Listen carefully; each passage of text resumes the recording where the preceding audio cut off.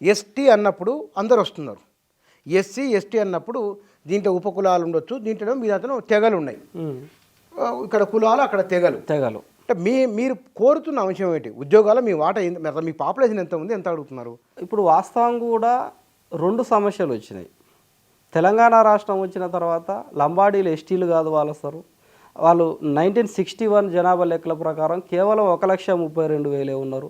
76లో లంబాడీలు ఎస్టీలో కలిపిన తర్వాత 81 నాటికి 11 లక్షలు పెరిగి వాళ్ళ తెలంగాణలో వాళ్ళు 60-70 లక్షల జనాభా ఉన్నారు. దీంతో తెలంగాణకు కూడా నష్టమే.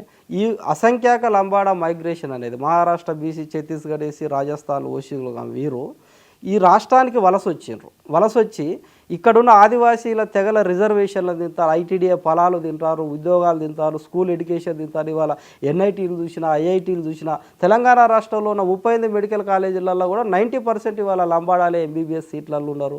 ఉస్మానియా యూనివర్సిటీలో 110 మంది ప్రొఫెసర్లు లంబాడాలలో కేవలం 3 మాత్రమే ఆదివాసీలు ఉన్నారు.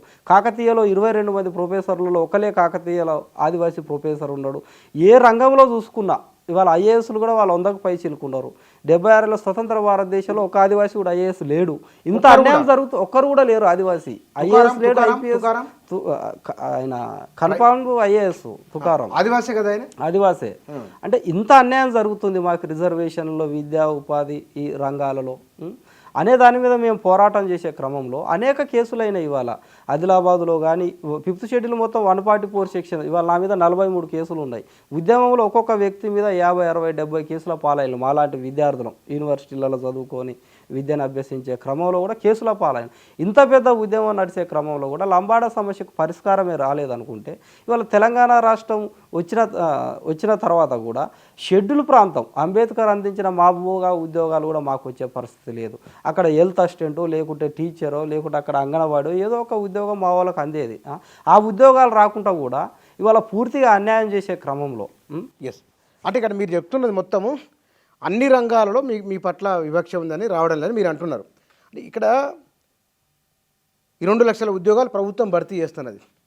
మీ కోట ఎంత, మీ వాటా ఎంత, దాంట్లో ఎంత రావాలనుకుంటున్నారు? మీ పాపులేషన్ ఎంత మొత్తం తెలంగాణలో మా జనాభా 15 లక్షల జనాభా మొత్తం 9 ఆదిమ తెగలు.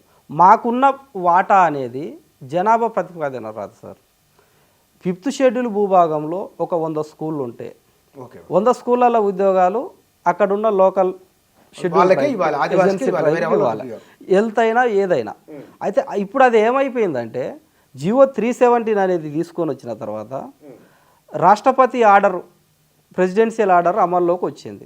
ప్రెసిడెన్షియల్ ఆర్డర్ ప్రకారం వీళ్ళు 317 జియో తీసుకొని వచ్చింది.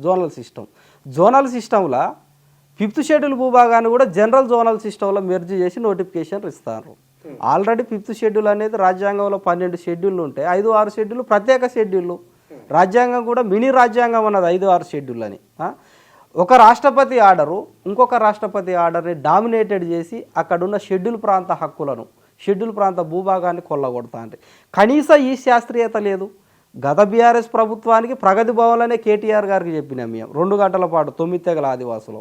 ఎన్నికలు జరిగే క్రమంలో కూడా సీతక్కే తుడుందెబ్బకు అనుసంధానంగా ఉండి రాష్ట్ర వ్యాప్తంగా కనుక కాంగ్రెస్కు మద్దతు ఇచ్చేది ఉంటే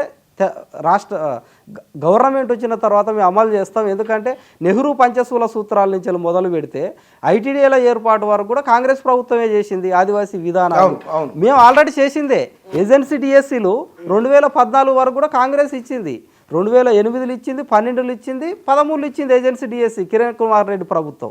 మేము ఎందుకు చేయమనేది వాళ్ళ నుంచి వచ్చిన తర్వాతనే రాష్ట్ర వ్యాప్తంగా కాంగ్రెస్కు మేము మద్దతు తెలపడం జరిగింది. అధికారంలోకి వచ్చిన తర్వాత అసలు వాటి గురించి పట్టించుకునే పరిస్థితి లేదు. మేనిఫెస్టో లేదా? ఇవాళ 370 తీసేస్తాం అనేది మేనిఫెస్టో లేదా? 370 పోతే మాకు వస్తుంది. 2014 కన్నా ముందు కూడా జోనల్ సిస్టమ్ ఉన్నది. కానీ జోనల్ సిస్టంతో సంబంధం లేకుండా ఐటీడీఏ రిక్రూట్మెంట్లు జరిగినాయి. మేము అదే కోరినాం. ఇవాళ 317 పట్ల కూడా ఈ ప్రభుత్వం స్పష్టత ఇవ్వలేదు. లంబాడీల విషయంలో కమిషన్ వేస్తామన్నారు. వర్గీకరణ చేసుకుంటే కమిషన్ వేయమన్నాం. కమిషన్ వేసేది ఉంటే ఎంత మైగ్రేషన్ వచ్చింది, ఎన్ని రిజర్వేషన్ ఫలాలు తిన్నారు, ఉషా మెహ్రా కమిషన్ ఎస్సీలకు తెలిపినట్టు మాకు కూడా ఈ కాంగ్రెస్ ప్రభుత్వం వేసే కమిషన్ వివరాలను బయట పెడుతుంది కదా. లంబాడీలు ఎస్టీలా కాదా అనేది తర్వాత, కానీ ఎంత దోపిడీ చేసిందా అనే అంశం అధికారికంగా మా ప్రజలకు కూడా తెలిసే అవకాశం ఉన్నది కదా. వాళ్ళు కావాలని దోపిడీ కాదు కానీ ముందు చదువుకొని వచ్చింది కాబట్టి అవకాశాలు వచ్చి ఉండవచ్చు.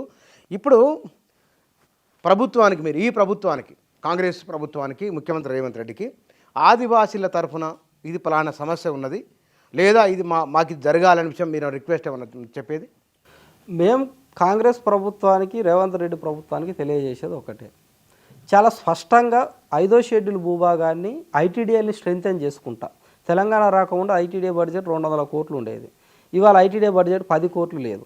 ఐటీడీఏలే స్ట్రెంగ్తెన్ చేయండి, ఐఏఎస్లు ఇచ్చిండ్రు, ఐటీడీఏని స్ట్రెంగ్తెన్ చేయండి, అక్కడలో శాఖలను స్ట్రెంగ్తెన్ చేయండి, రిక్రూట్మెంట్ అక్కడనే జరపండి. సింగిల్ లైన్ అడ్మినిస్ట్రేషన్ గైడ్లైన్స్ ఉన్నాయి రాజ్యాంగం ప్రకారం, రిక్రూట్మెంట్ అథారిటీ ఐటీడీఏకి వేయండి, ఎవరికి పోస్టింగ్స్ ఇవ్వాలో ఎవరికి అనేది, ప్రమోషన్స్ అక్కడనే పెట్టండి.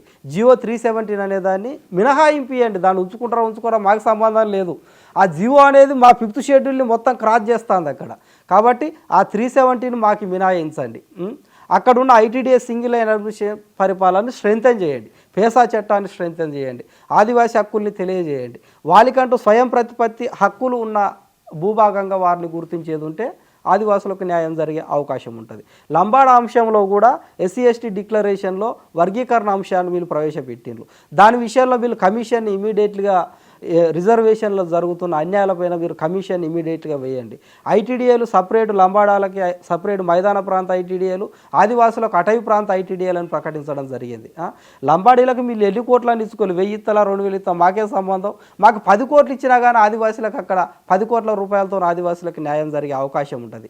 మీరు ఏదైతే మేనిఫెస్టోలో ప్రకటించిందో ఆ డిమాండ్ అనేది మీరు చేయవలసిన అవసరం ఉన్నది. ఇవాళ ఏజెన్సీ డిఎస్సి విషయంలో సుప్రీంకోర్టులో కేసు ఉన్నది వాస్తవమే, కొంతమంది నాన్ ట్రైబల్ సుప్రీంకోర్టులో కేసు చేసి 100% రిజర్వేషన్ తప్పు కదా అనేది 2020లో కేసు వేసింది, సుప్రీంకోర్టు దాన్ని కొట్టేసింది. సుప్రీంకోర్టు కేవలం జీవో నెంబర్ 3ని మాత్రమే కొట్టేసింది, అంబేద్కర్ ఇచ్చిన 5th షెడ్యూల్ని కొట్టేయలే, అంబేద్కర్ ఇచ్చిన లోకల్ షెడ్యూల్ ట్రైబ్ జాబ్ అనే దాన్ని కొట్టేయలే. అథారిటీ పార్లమెంటుది మాత్రమే, 5th షెడ్యూల్ని పార్లమెంటు సవరణ చేస్తే తప్ప షెడ్యూల్ ప్రాంతంలో నువ్వు మైదాన ప్రాంత వాసులకి ఉద్యోగాలు ఇచ్చే అవకాశం లేదు.